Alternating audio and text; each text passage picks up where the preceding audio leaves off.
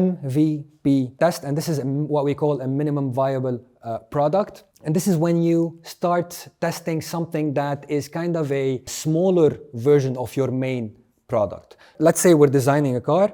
It's not like you start with one wheel and test that, and then continue with 2 wheels and test that with your audience, and just 3 wheels and the body. No, you need the full functioning thing. But it can actually be another version of wheels, but at least it will help your customers or your power users actually do something. To give you an example of what an experiment of a minimum viable product can be, it's actually this one. This is an assumption that one of our alumni had for his company where he was working.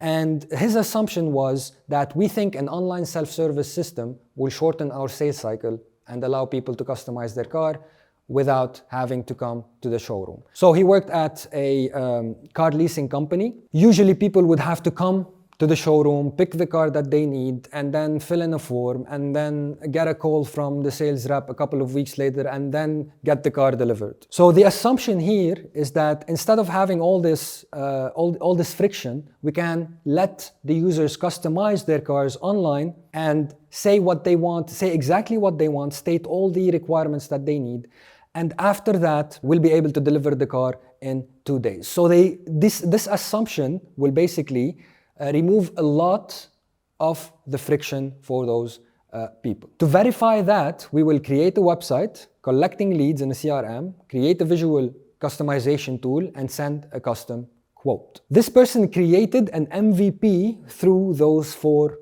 tools. So he created a new landing page so that he did not implement all the changes of the experiment on the main website, but rather he created a landing page that was an MVP, that served as an MVP for them, a minimum viable product, and drove traffic through Facebook ads to that page, and then had people sign up by collecting their emails through MailChimp, and then sent them the self-service form through Typeform. And that was it. That was the MVP. So instead of testing on a big scale and implementing everything on the main website, they implemented the experiment that they wanted to try on a landing page. And this is the landing page on the left. Of course, it will not win any designers awards, but it's conversion centric. It has one goal in mind, which is to get those signups, to get those forms in, and look at this call to action button. It's huge. There's no way you can miss it. And when you sign up, you will receive that form later on where you will be able to customize anything that you want from the cars themselves. So you'll be able to customize the colors, customize the interiors, the exteriors, the rim, the brand, the motor, and whatnot. In 2 days, one person was able to create this process, and it did not cost him a lot. It cost him around 130 euros plus labor cost plus 5 to 8 euros per Facebook ad lead. And at the end of the first day, he got the first hard conversion, which was a sale.